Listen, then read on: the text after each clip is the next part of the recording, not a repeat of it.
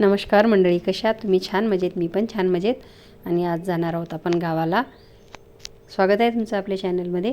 तर मी आले आहे आज माहेरी आणि खूप असं स्पेशल कारण आहे. तर सांगते मी तुम्हाला. काही दिवसापूर्वी माझ्या वडिलांनी मारुतीला साकडं घातलं होतं. नवस बोलला होता की माझ्या घरात एक मुलगा आहे, एक मुलगी जन्माला येऊ द्या. आणि माझ्या भावाला खरोखर एकाला 17 वर्षानंतर, एकाला 12 वर्षानंतर मुलगी झाली. देवानी गाऱ्हाणं ऐकलं आणि आज त्याचा नवस पूर्ण करण्याचा दिवस. तर आज असतं नगरभोजन. तर नगरभोजनाचं असं असतं की गावातील पशु पक्षी, चिमण्या, कावळे, मुंग्या सर्वांना जे भोजन दिलं जातं आणि त्यांच्याकडून काहीही घेतलं जात नाही पाहुण्यांकडनं. तर वडिलांनी आधीच सांगितलं होतं, कोणी काहीही आणू नका, या प्रसाद घ्या आणि आनंदाने आपल्या घरी जा. तर गावात अशी प्रथा आहे, लग्न असो, काही कुठलाही समारंभ असो देवाचा, असं साष्टांग दंडवत घालत येतात वाजत गाजत. तर ह्या घरातल्या सुवासिनी महिला आहेत त्या दंडवत घालत येतात आणि पारावर दंडवत केला, गावात पण दंडवत केला. आणि आता मारुतीरायाच्या प्रांगणात पारावर साष्टांग दंडवत घातला. आणि बघा, आता इथलं वैशिष्ट्य असं आहे की त्यांच्या तिथल्या मंदिरात आहे ना, बायका जात नाहीत, आत पुरुषच जातात. आणि आता माझा भाऊ आत गेला मंदिरात आणि सकाळपासून पूजेचं सुरू असतं बरं का.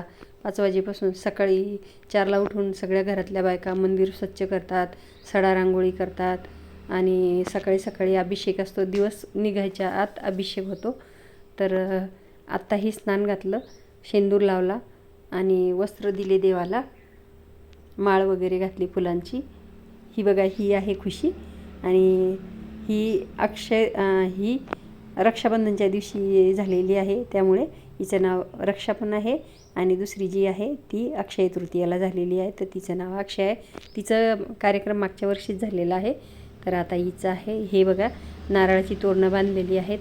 ज्यांची श्रद्धा आहे, ज्यांना वाटतं की नाही आपल्याला देवाने पावावं, ते बोलतात अंतकरणातून आणि त्यांचा पूर्ण हे होतो. तर अशा रीतीने झाले पूजा बिजा. आता मंदिरात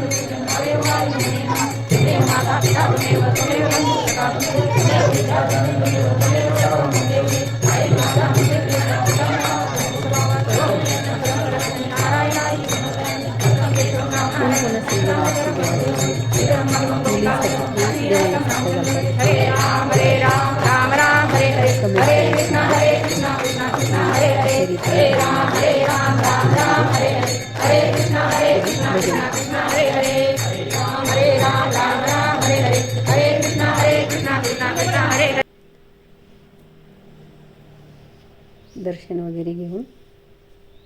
खूप लाडकी आहे लाडोबा पप्पाची परी आहे. आणि आता भजन.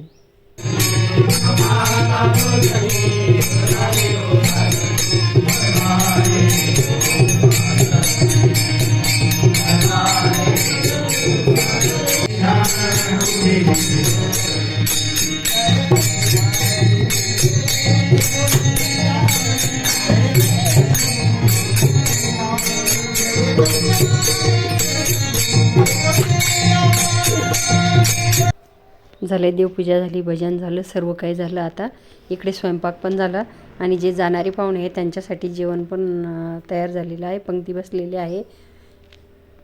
आता जे येऊ शकत नाही किंवा घरी राहिलेले असतात त्यांच्यासाठी डबा द्यायची पद्धत असते. तर इथे एक घरची बाई बसवलेली असते, कोणीही उपाशी राहू नये म्हणून. तर कसा वाटला आजचा व्लॉग नक्की सांगा.